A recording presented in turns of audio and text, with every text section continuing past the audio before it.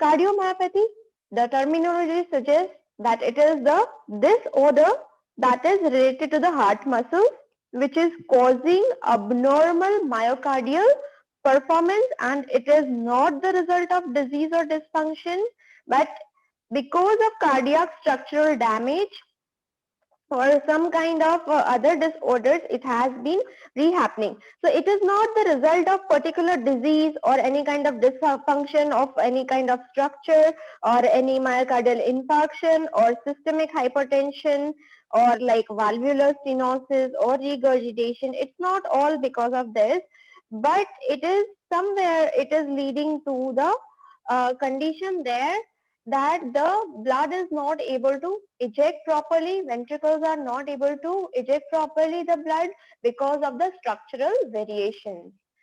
So we have to see the definition. What is the definition of cardiomyopathy?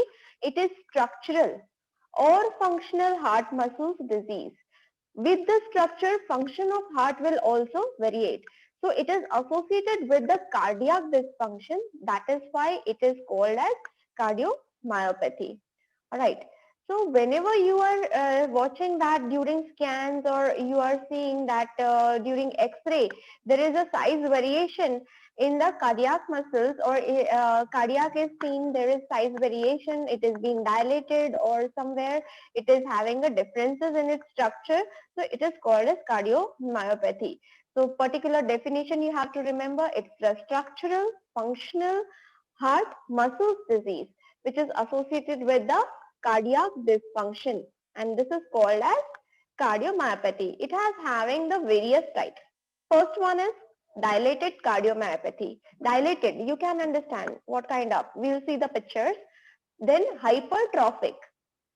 Dilated means what? It has like increase in its size. It has been like too much more in the size of diameter. It is more than the normal one. Hypertrophic means cellular growth is there. Restrictive or constrictive, it can just been seen that it has been the filling of the chamber has been restricted because it has constricted. Okay, next is because of arrhythmogenic or right ventricular cardiomyopathy. So last one is the unclassified myopathy. So we'll just try to understand one by one. Can you see the normal heart, how it is? It has the normal walls, it has normal size. So filling of these left ventricles will be very easier. The normal amount of blood can be filled up. But in case of hypertrophic, you can see that what has happened here is this hypertrophic means cellular growth is there. So this has increased and that has again restricted the chamber. So size of the chamber has changed because of increase in size of this muscle or cellular growth has been occurred. Next is restrictive.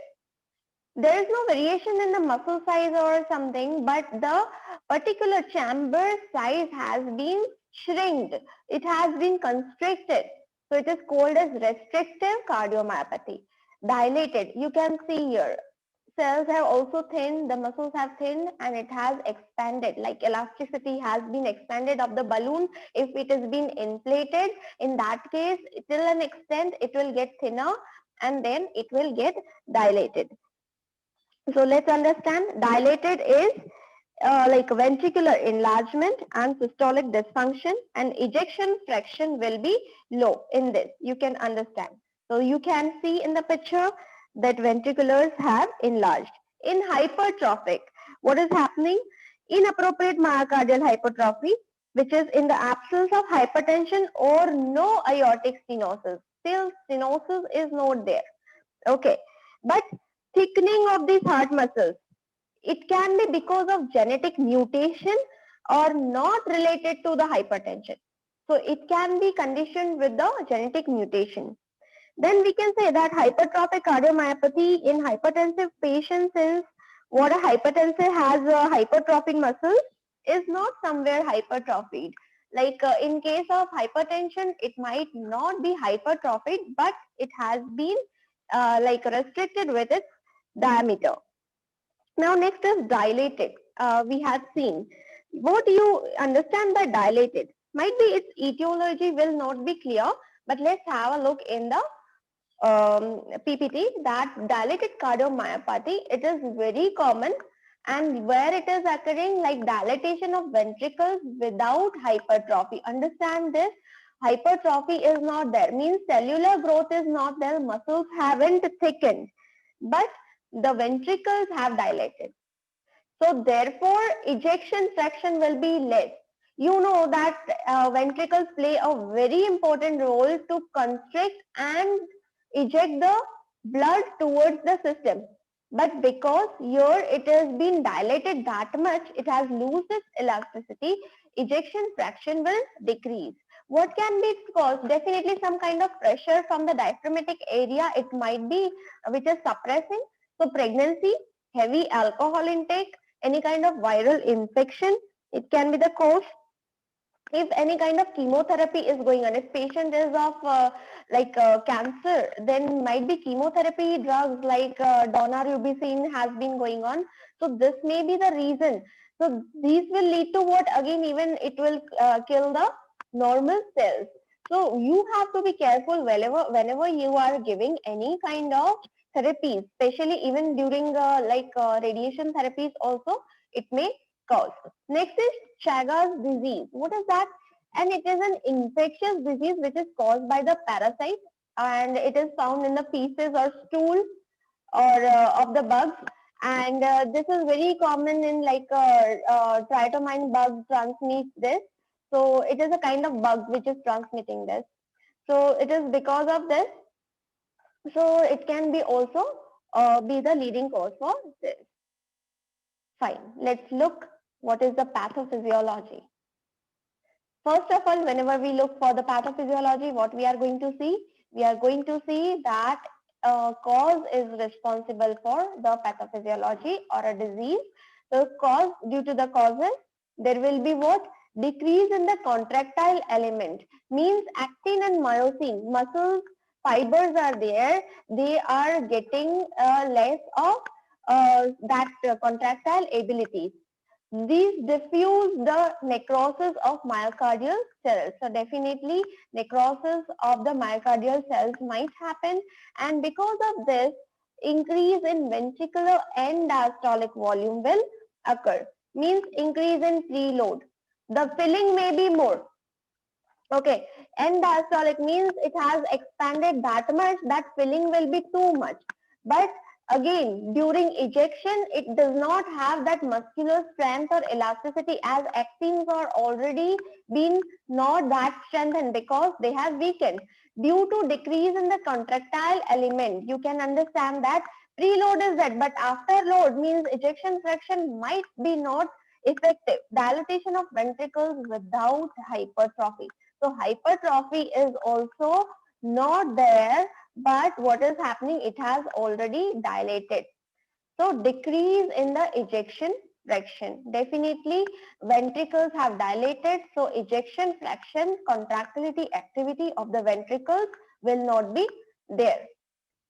Next, altered valve function will be, of course, the regurgitation might occur because continuous filling is there, but the ejection is not happening.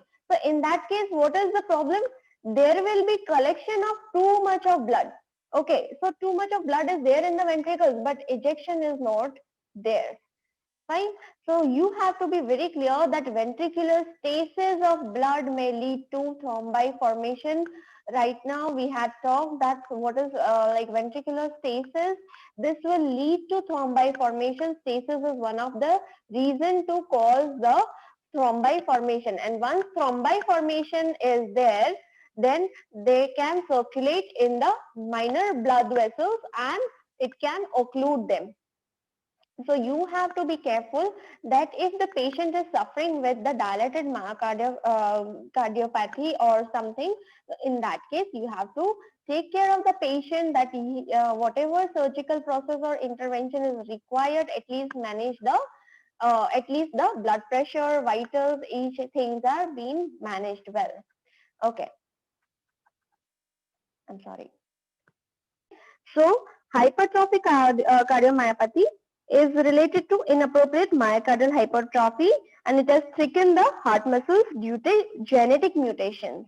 And it is usually detected after puberty. Cause may be genetic or it may be idiopathic related to some disorder or something. How can we diagnose? Through ECG or echocardiogram.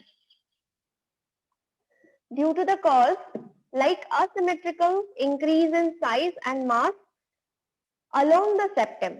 Okay, why septum? Septum nearby it has been grow in size and mass, and reduction in size of ventricles will occur. So we have seen that the size will decrease somewhere.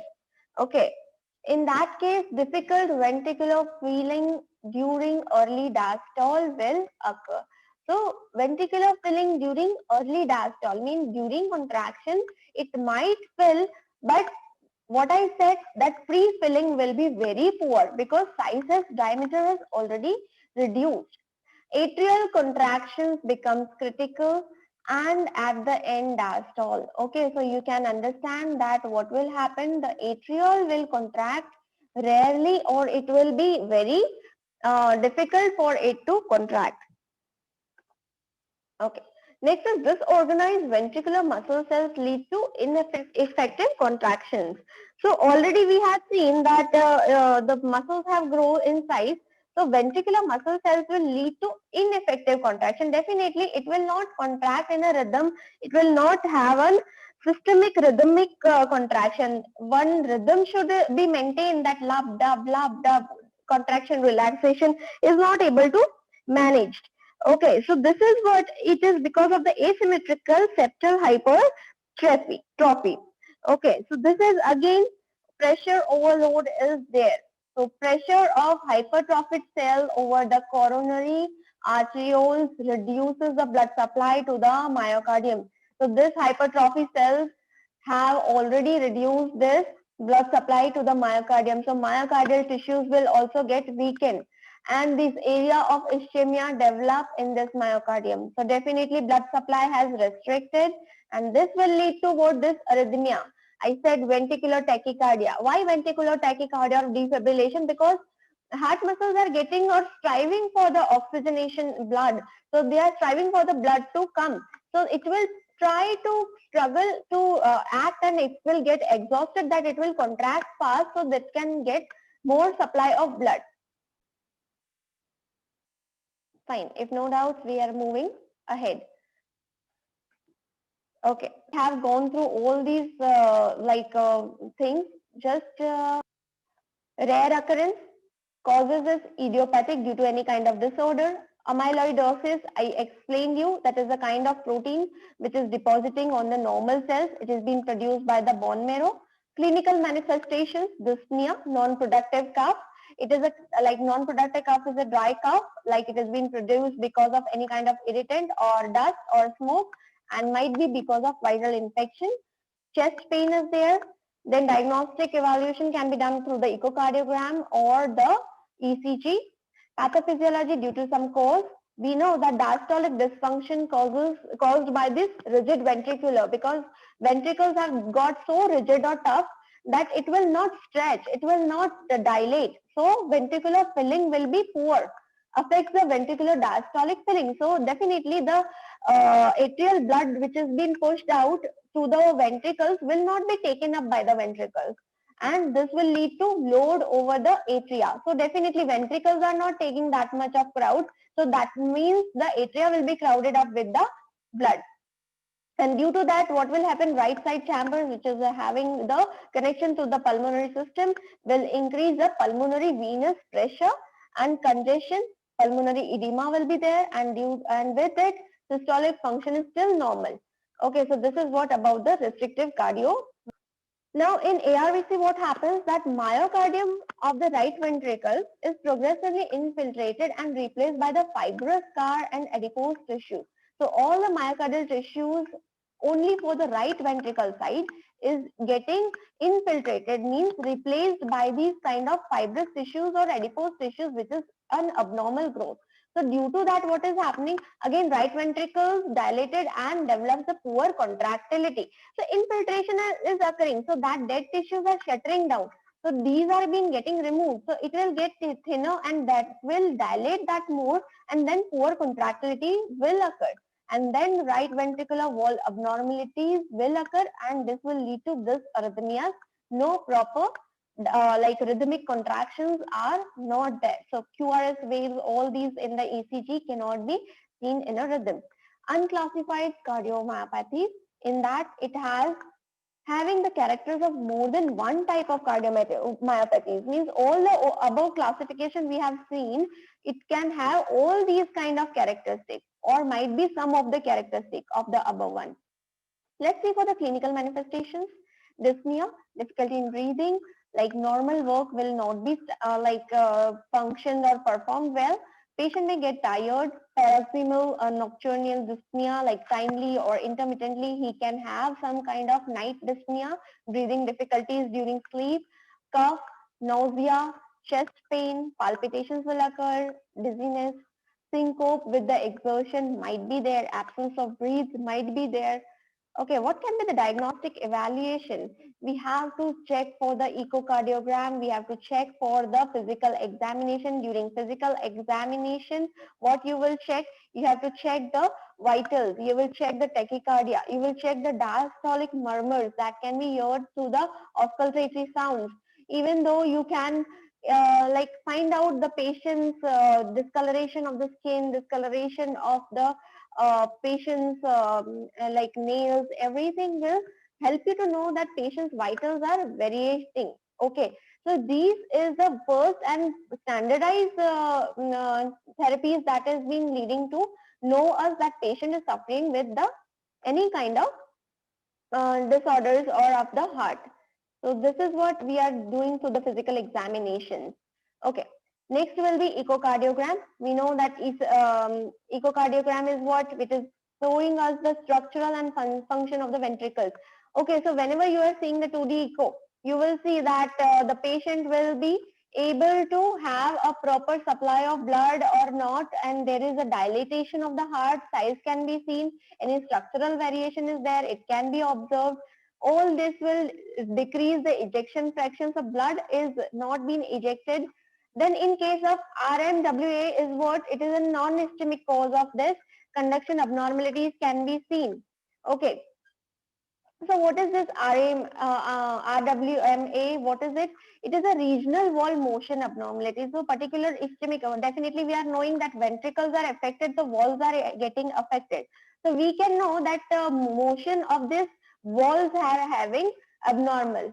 Okay, so you can find out that like patient is suffering with the wall disease or any kind of structural damage. Next is ECG changes. You can find out through the dysarrhythmia. QRS waves will be broader, okay, widened. We had seen in the previous classes when myocardial ischemia was there. ST changes will be there, definitely. Ventricles are poorly functioning. T wave inversion will be there. Chest X-ray to detect the cardiomegaly can be done. I said you previously. Catheterization can be seen to rule out any kind of coronary arterial disease, and cardiac MRI can be done. What can be the medical management? Systemic anticoagulants can be given. We can prevent the thromboembolism. We can control the dysarrhythmias by giving the anti-arrhythmic agents like cordaron, magnesium sulfate, or adenosine. Like medications can be given, but it should be very carefully given to the infusion pump in so short dosage, not the like excessive dosage. You are pushing the injection, patient may die because of these kind of arrhythmic agents, anti-arrhythmic agents. So this arrhythmia is there, means arrhythmia is there. No rhythm is being maintained of these pulses or cardiac contraction and relaxation. It is haphazardly contracting and relaxing. So subside that we have to give anti-arrhythmic agent. So these names are for the anti-arrhythmic agents, but it has to be carefully injected with the dilution, and then after with the infusion rate of particular according to the prescription of the doctors only you can give.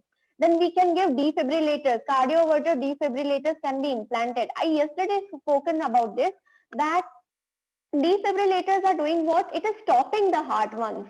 It is not to manage this arrhythmia. It is not managing the rhythm. It was once to stop your heart which has been exhausted.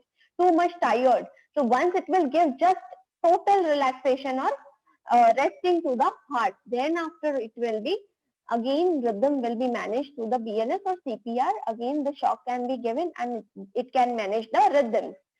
Fluid restriction, definitely. What is happening? Fluid already chambers are filling is been very poor. So if you are giving excessive of fluid, what will happen? Backflow will be there. So you have to restrict 2 liters per day. Beta blockers to manage the cardiac output can be given. Physical activities has to be controlled. Pacemaker implantation can be given. So it will manage your artificial heart rhythm. Surgically, we can control through the left ventricle outflow tract surgery can be done. Septal tissues below this aortic valve can be cut. Excessive tissues can be cut and 1 centimeter wide and deep it can be cut and removed. In heart translation, transplant is the last option. It is from the heart donor is transplanted in the receiver. So rejection is major complication because it is a foreign body. It might our body cannot accept that. Okay, so you can see in this how it has been occurring, that how we are seeing this.